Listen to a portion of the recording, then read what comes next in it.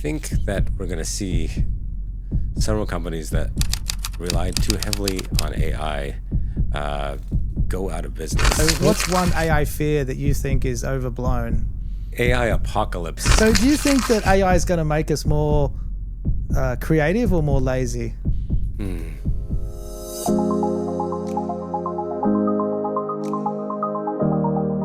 You're somebody who doesn't have much of an AI background and you're wondering how to get into it, or, we're not talking at your level, we're talking at, don't know if average Joe is still the thing people say, but let's call it that.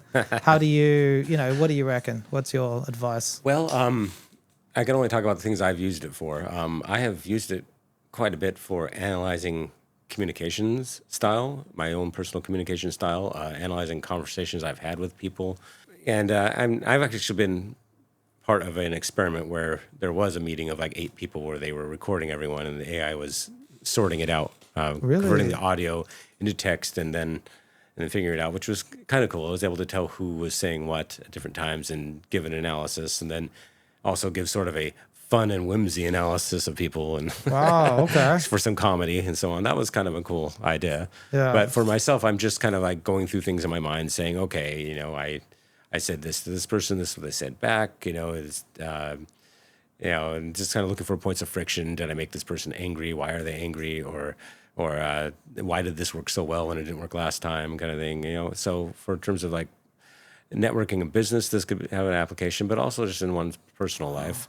And of course, you don't want to cross any boundaries and like name names and like violate somebody's privacy. But like if, you're just trying to see whether you're an effective communicator, whether you were compassionate enough towards your friend when they were divulging what they were saying, kind of thing.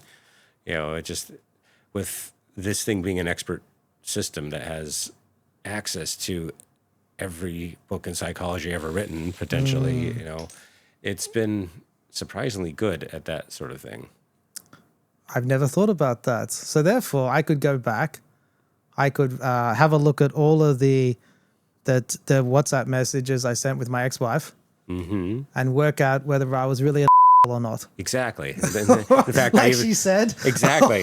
And I've asked that very thing. So am I the like I've used it for that many times. Am I the here?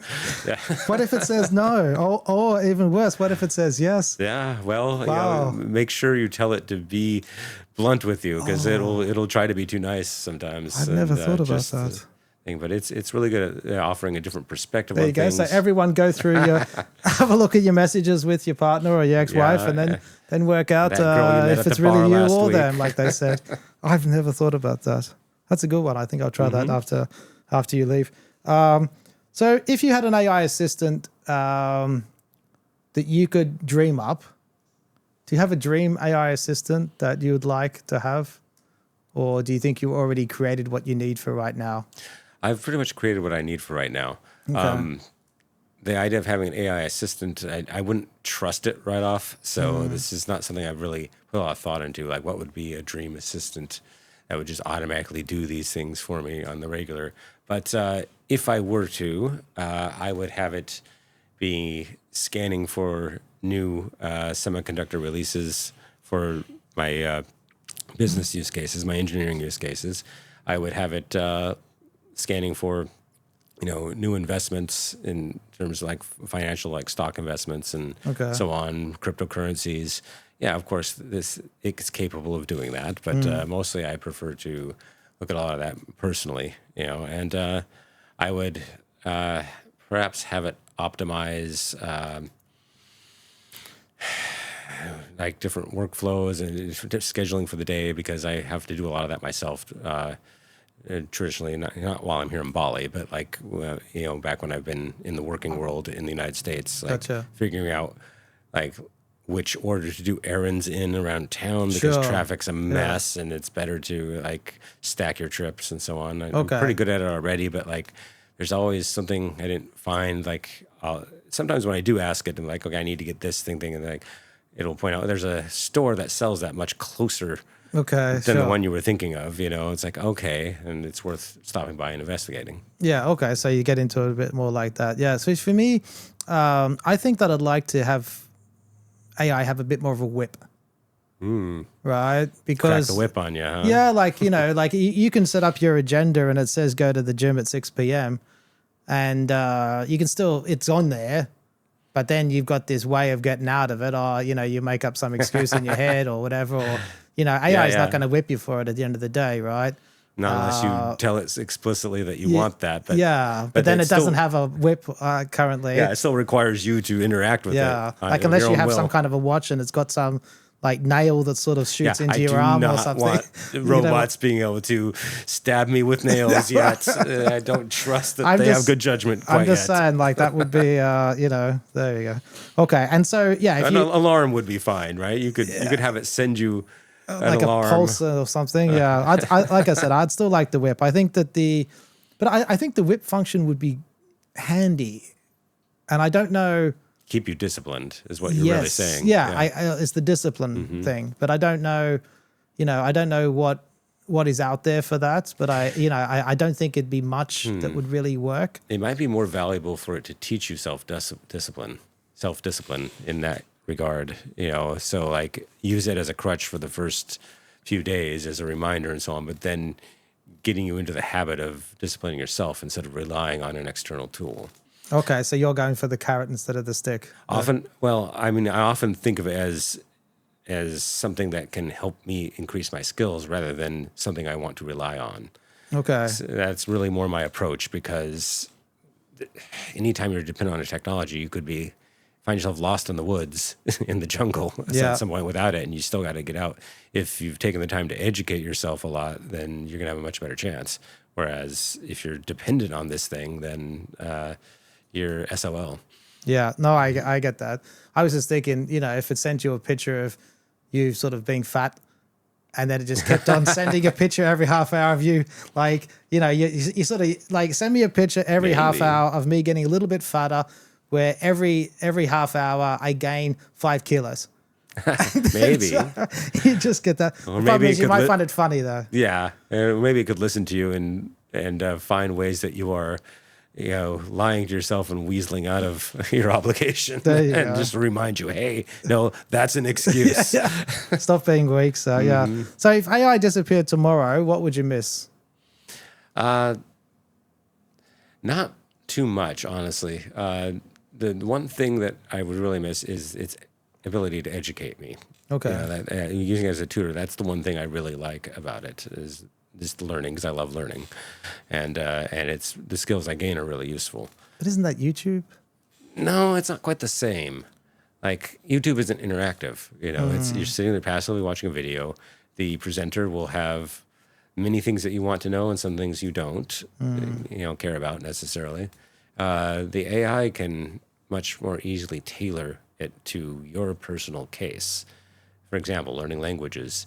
I already know this list of words. I don't know this list of words yet. It can adjust. Whereas a YouTube video is just the presenter will try to pick a lot of commonly used words that you need to know for a basic level, then intermediate, then advanced. But it won't be tailored to my specific level yet, like exactly what I know and don't know yet, and it won't be tailored to my learning style. Yeah, but it's interesting because to be honest, I spend a lot of time on YouTube on, I was watching some guy talk about codecs the other day, and I sort of got into it, and it's visual, right? And a lot of the time we're using AI that's not visual, so it's having to read again, which is kind of a bit weird as well, right? For me as a visual learner. And I'm wondering where that's all going to move to, right? Because in theory, I'd still like to learn visually. Well, I think they can do procedurally generated visuals quite soon. But this is more visuals. Like I don't think they've put it all into a YouTube. Like for me, if ChatGPT says, I'm going to teach you, what do you want to know?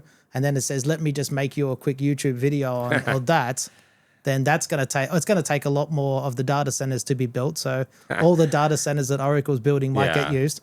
Yeah, right? I'm sure they can get to presenting still images before then, because already when I'm doing it for electronic design, it is able to produce block diagrams just using ASCII text. Okay. And different diagrams for software architecture, and even basic circuit schematics using ASCII text. which I was quite impressed by. So once they give it an engine to produce real graphics, I think you'll see things go up a couple notches. Okay, all right. Because I'd like to see AI fix the YouTube algorithm to make it more what I want instead of everything that A I... specialized filter would be really useful. Yeah. There you go. Yeah. So if we're having this conversation in 2030, so let's put us down the road, what thing do you think you'd be surprised by about? Do you got any ideas? Surprised that occurred or surprised that didn't occur? You can go for both if you got any. What we'll be laughing about? Yeah. I think, yeah, all the predictions that society was going to collapse and that AI would take over and that everybody would be completely jobless and so on. I think we'll be laughing about that. I mean, we kind of already are because we're already seeing the limits, you know. I think we'll also see on the plus side how AI can improve a lot of things, designs and processes, as we're already seeing that happen. But a lot of the average person isn't privy to it, right? They're not seeing directly the factory line or the automated Amazon warehouse. You know, maybe if they stumble across a YouTube video about it. But I think a lot of people will be surprised just how much things have changed in those things. And I think we'll also be surprised by how many human drivers are still around. Yes. Well, yes, but I think it's going to depend in which countries. So I think the country is, you know, it's like a taxi driver, right? I think we all know taxi drivers are still there. But in certain, like, you know, in certain countries they're going to be needed more than others. And they protect their business quite fiercely sometimes. They do. They're not going to let a robot take it away. But if you're 25 and you think taxi driving is a job for life in Switzerland, I would like to argue it's probably not. You know. And you know, even in the first world nations, United States and Europe and so on, I still think we'll have a lot of human drivers for things. Sure. I don't really see self-driving AI taking over and quite as big as they had hoped. And a lot because of legislation, because of politics involved, you know, with every little mistake that it makes, you know.